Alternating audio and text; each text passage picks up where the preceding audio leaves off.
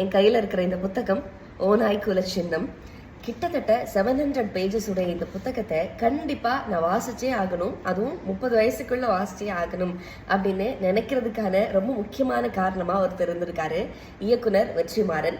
நிறைய இடங்கள்ல இந்த புத்தகத்தை பத்தி, ரூட்ஸ் அப்படிங்கிற புத்தகத்தையும் பத்தி அவர் அதிகமா பேசி நான் கேட்டிருக்கேன். இப்போ நான் 424வது பேஜ்ல இருக்கேன், கிட்டத்தட்ட முடிக்க போறேன், சீக்கிரமாவே முடிச்சிருவேன்.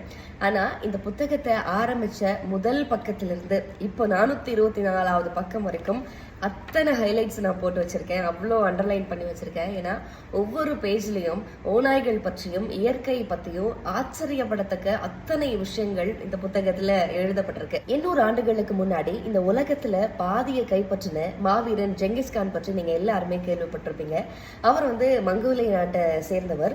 ஒரு சின்னஞ்சிறு நாட்டை சேர்ந்த, ஒரு நாடோடி இனத்தை சேர்ந்த ஜெங்கிஸ்கான் இந்த உலகத்துல பாதி எப்படி கைப்பற்றினார் அப்படிங்கிறது எல்லாருக்குமே இப்போ வரைக்கும் ஆச்சரியத்தை கொடுக்கிற ஒண்ணுதான்.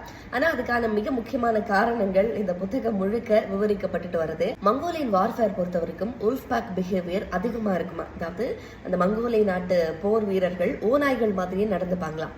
உதாரணத்துக்கு சொல்லணும் அப்படின்னா, தன்னுடைய இறைக்காக நாள் கணக்குல ஒரே இடத்துல அப்படியே பதுங்கி இருக்கிறது. சப்போஸ் வேட்டையாடுறப்போ காலில் அடிபட்டுருச்சு அப்படின்னா, அந்த கால்னால நடக்க முடியல, ஓடுறதுக்கு தடையாக இருக்கு அப்படின்னா அந்த காலை வாயால கடிச்சு துப்பிட்டு அப்படியே அடுத்த கட்டத்தை நோக்கி போறது அப்படிங்கிற மாதிரியான பிஹேவியர்ஸ் ஓநாய்கள்கிட்ட அதிகமா இருக்கு.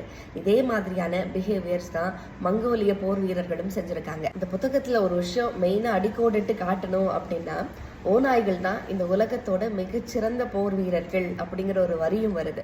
உங்களுக்காக இந்த புத்தகத்துல இருந்து ஒரு கொஞ்சம் மட்டும் வாசிச்சு காட்டுறேன். ஜென் அப்படிங்கிறது ஒரு முக்கியமான கதாபாத்திரம். அவருடைய பார்வையில இந்த பெரும்பாலான பகுதிகள் இந்த புத்தகத்துல சொல்லப்பட்டிருக்கு. ஜென் தன்னுடைய சிந்தனையை தொடர்ந்து வெளிப்படுத்தினான். உலக வரலாற்றில் ஐரோப்பியர்களுக்கு எதிரான சண்டையை மேற்கொண்ட கீழை மக்கள் நாடோடிகள் மட்டுமே. மேற்கின் அஸ்திவாரங்களை ஹன் மக்கள், துருக்கியர்கள், மங்கோலியர்கள் என்ற 3 இனத்தவர்களே உண்மையில் ஆட்டம் காண செய்தவர்கள்.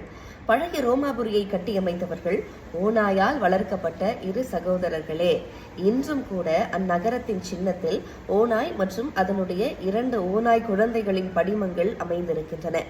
அடுத்த வரிதான் ரொம்ப முக்கியமானது. ஓநாய்கள் மட்டும் இருந்திருக்காவிட்டால் உலக வரலாறு வேறு மாதிரியாக எழுதப்பட்டிருக்கும். யோசிச்சு பாருங்க, ஜெங்கிஸ்கான் அப்படிங்கிற ஒரு மாபெரும் வீரன் இல்லை அப்படின்னா இந்த உலகம் வேறு மாதிரியாக இயங்கி இருக்கிறதுக்கான வாய்ப்புகள் அதிகமா இருக்கு.